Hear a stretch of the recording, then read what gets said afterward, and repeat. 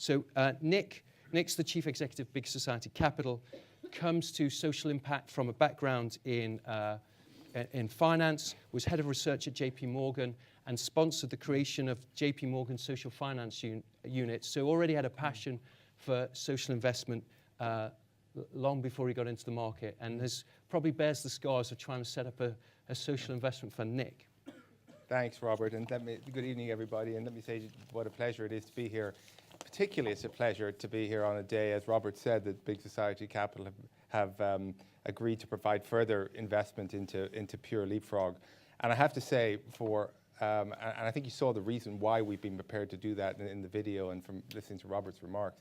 But I have to say to all of you in the room that don't know Robert, have never met him before, you're obviously here for a reason, as he pointed out. This is somebody who delivers, okay? This is somebody who came to Big Society Capital very early on when we were just getting up and running. He was one of the first people and the first organizations that we supported.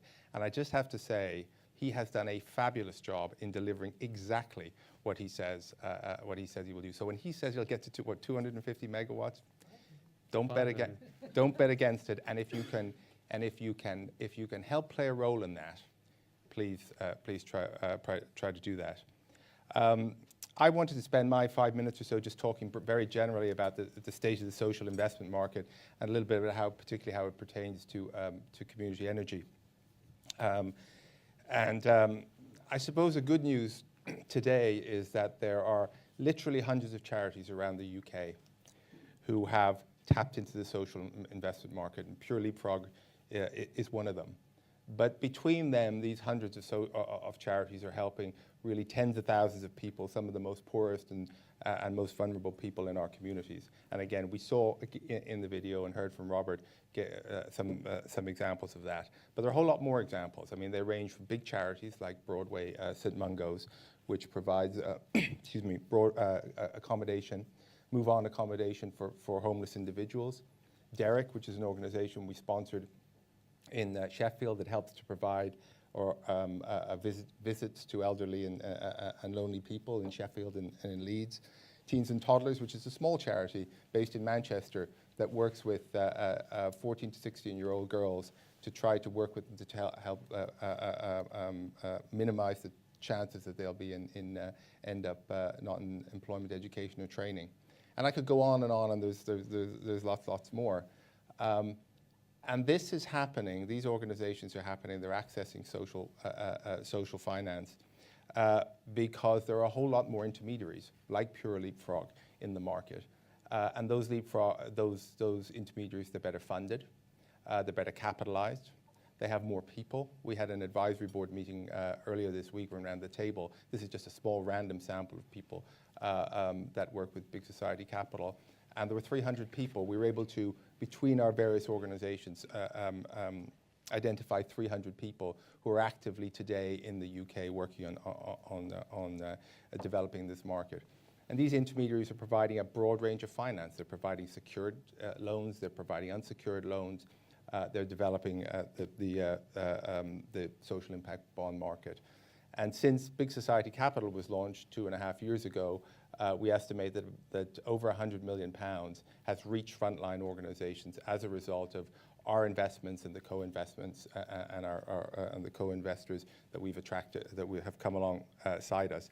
And those co-investors are a very broad range of institutions. They're banks like RBS and Barclays. They're big insurance companies like QBE. They're local authority pension funds. They're housing associations. There are hedge funds like Cheney. So across the board, what we're seeing is much broader participation in this market. We have social ISAs available now through Threadneedle. We have a social investment tax relief, which is going to be very important to this community energy market, where we've already, which was launched in the last budget, already had 20 approved applications. We have BSC working with the government and other funders to launch a foundation that will provide smaller loans and capacity building support to smaller social sector organizations. We have about 200 community projects around the country that have raised in the last year £30 million through community share offerings on a range of different crowdfunding platforms, many of them dealing with community energy.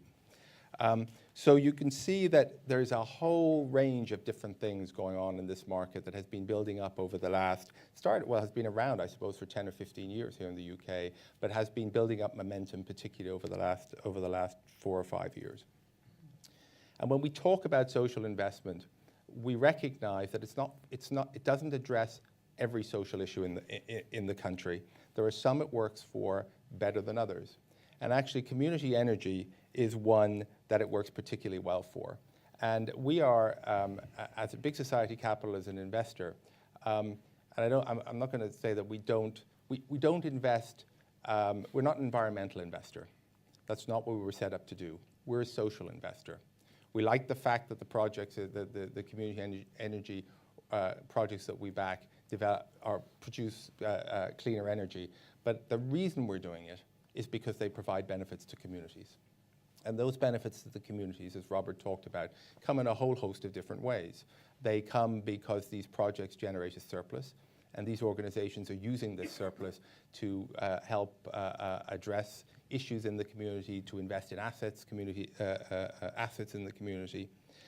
We like the fact that community energy encourages broad participation in governance. It's about having the community involved in running and managing these projects. They leave a legacy for the community. There's an asset there that is in the long-term ownership of the community and can produce benefits over a very, very long period of time. We like the fact that it produces cheaper energy for members of the community, and very often those members of the community are those that are in the poorest communities in the country and most affected by fuel poverty.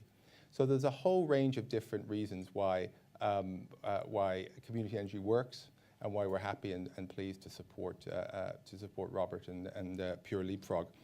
I think there are some issues, and I was asked to touch on the challenges, so I will. I mean, I think there are, as we go forward, and Robert's got a vision that goes out till 2020, and hopefully we do as well. But when we look at how this market, which, as I say, today has so much momentum, what it needs to develop, there are challenges there. I mean, politics is a challenge, and I think one of the things, in order to develop a market like this, it takes many, many years. It's a long-term project. No, it's not a short-term project. It requires long-term commitment, and it requires long-term policy support. And the current coalition government has given that support to the social investment market. And I think it's really important that the next government, whatever stripe they are, continues to provide that support. And the best policy initiatives are those that sort of transcend parliamentary cycles. And so we hope that this commitment to social investment will too. I think there are cultural issues we have to overcome. I think there are cultural issues with government, particularly in the way they commission and procure public services. And social sector organizations' participation in public services is critical to their growth, and it's also critical to the overall demand for social investment. So we need government to continue to create which, to be honest, they have not done a terribly good job of, to create a more level playing field between large private sector organizations and smaller social sector organizations. I think we need a bit of a change also in the social sector, an understanding that investments are different from grants, that the intermediaries like Pure Leapfrog need to be to generate sufficient return to be sustainable. That's not a bad thing. It secures their survival, and hopefully it helps them to grow. Social investors shouldn't be looked at and judged in the same way as foundations are. Foundations have a very clear need to produce social outcomes, to produce social changes. Social investors have that too, but I think we have to recognize that they have an additional constraint when you're investing, and that's the constraint I talked about at the beginning, which is about sustainability and ensuring that you get your capital back and you earn a return on the capital. And the reward from that, Robert touched on, is the capital is recycled over and over again. I think we need a bit of a change also in the culture of financial institutions. A lot of the most successful social investment projects are those, like this one, that are delivered by a blend of philanthropic capital and investment capital. And I think the the financial institutions and investors are often very poor at speaking the language of the social sector organizations. And they are different languages. So really I see a lot of these projects fall apart because when push comes to shove, there is an unwillingness among investors and financial institutions to really recognize the motivations of the grant makers and the philanthropists. So I think, and finally, I would say we need to continue to focus on where social investment can really make a difference. It doesn't necessarily work for every issue. I've said it does work particularly well for community energy. It works well for community energy because community energy is about buying and developing assets and generating a revenue stream from them. And there are other issues in housing, shelter, assisted living, where again, a large part of the answer to the social issue is to buy and develop assets. Social investment works well with things like NEETs because you can intervene with young people and create results relatively quickly that are clearly identifiable by government as saving